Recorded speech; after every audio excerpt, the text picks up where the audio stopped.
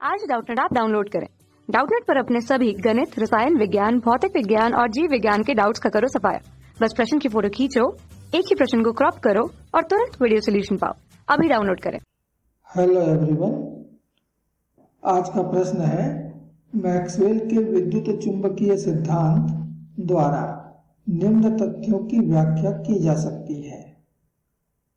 प्रथम, निर्वात में प्रकाश का गमन। द्वितीय, प्रकाश का व्यतिकरण। तृतीय, प्रकाश का ध्रुवण। और चतुर्थ, प्रकाश का विद्युत प्रभाव। अब इनसे संबंधित हमें नीचे विकल्प दिए हुए हैं ए, बी, सी और डी। यहाँ से बताना है कि कौन सा विकल्प सही है। तो मैक्सवेल का विद्युत चुंबकीय सिद्धांत है त्वरित आवेश, समय परिवर्ती विद्युत क्षेत्र तथा चुंबकीय क्षेत्र उत्पन्न करता है जो सदैव एक दूसरे के लंबवत होते हैं और समान कला में कंपन करते हैं।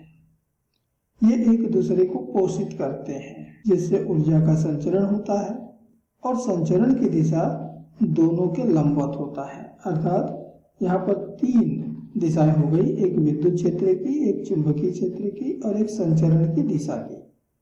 ये तीनों सदैव परस्पर लंबवत होते हैं और हम इसे ही विद्युत चुंबकीय तरंग कहते हैं। तो चित्र में एक विद्युत चुंबकीय तरंग प्रदर्शित है। ये तरंग एक्स अक्ष की दिशा में संचरित हो रहा है। ये जो विद्युत क्षेत्र है ये वाई अक्ष की दिशा में कंपन कर रहा है और विद्युत क्षेत्र का कंपन का अर्थ होता है क्रमशः बढ़ना महत्तम मान तक, फिर क्रमशः घटना शून्य तक, फिर क्रमशः बढ़ना लेकिन विपरीत दिशा में महत्तम मान तक, फिर शून्य हो जाना। यहाँ से फिर दिशा बदल देती है और फिर क्रमशः बढ़ता है।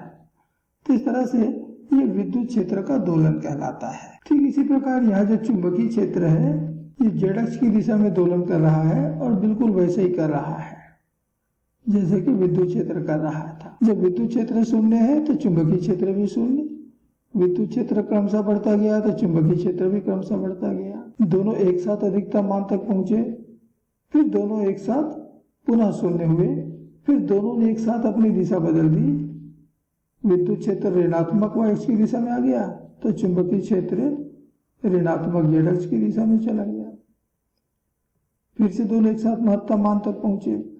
तो इस प्रकार से ये दोलन दोनों करते हैं और ये दोनों हमेशा एक दूसरे के लंबवत होते हैं, हमेशा एक ही कला में होते हैं। एक ही कला में होने का मतलब है एक साथ अधिकतम मान प्राप्त करना, एक साथ शून्य मान प्राप्त करना, एक साथ दिशा बदलना, यानी प्रत्येक घटना दोनों एक साथ एक ही समय पे करते हैं। और इसीलिए हम कहते हैं कि दोनों एक दूसरे को पोषित करते हैं, यानी एक जब बढ़ता है तो दूसरा भी बढ़ता है। अब विद्युत क्षेत्र में कुछ ऊर्जा होती है, चुंबकीय क्षेत्र में ये अपने साथ कुछ ऊर्जा रखता है और ये ऊर्जा जो है तरंग के रूप में किसी एक निश्चित दिशा में संचरित हो रहा है, एक निश्चित वेग से संचरित हो रहा है। तो इसे हम विद्युत चुंबकीय तरंग कहते हैं। और जब कंपन की दिशा संचरण की दिशा के लंबवत हो तो हम उसे अनुप्रस्थ तरंग कहते हैं।